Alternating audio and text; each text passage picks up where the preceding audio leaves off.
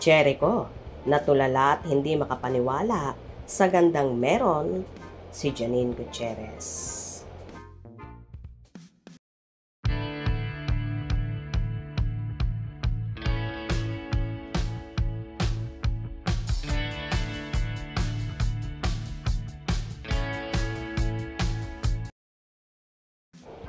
Nagbahagi ang kapamilya star at multi-awarded actress na si Janine Gutierrez ng short video sa kanyang Instagram account.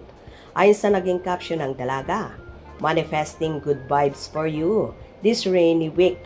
Faith #BTS from #preview30 at previewph." Agad-agad namang napakomento dito ang nobyong si Jericho Rosales nang magpaulan si Papa God ng ganda. "Baligtad payong mo. I receive, I receive, I receive." Sinagot din agad ito ng dalaga ng isang heart emoji na tila kinikilig sa sinabi ng nobyo.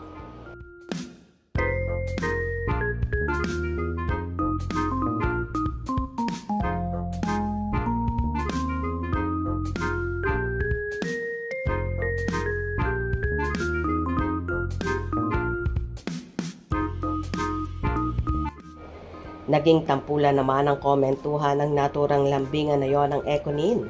At Jericho Rosales Official, "Hi!" At Jericho Rosales Official, "Nako, naubusan kami eh." At Jericho Rosales Official, "Kayo na ang pinagpala, si Pogi at maganda." At Jericho Rosales Official, "Gising na gising ba?" At Jericho Rosales Official, "Same kayo." At Jericho Rosales Official, "Totoo ka dyan, sobrang ganda niya." At Jericho Rosales Official, "Sinalo lahat ni Baba Irish kaya sobrang Latina ganda, pinagpala talaga." At Jericho Rosales Official, "Nasa'yo na ang Baba Irish na hinahangaan ng lahat. Keep that woman carefully."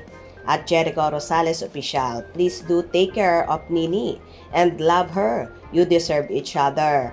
Wish namin kayo na ang endgame." At Jericho Rosales Official, "Good vibes, love you, #Ekonin." "Hoy, ang ganda. Sobrang ganda naman yan. Amazing. Akala ko si Taylor, ha. Ikaw pala yan, crushy. Ganda mo. Parang di nagmadali. Life is worth living indeed.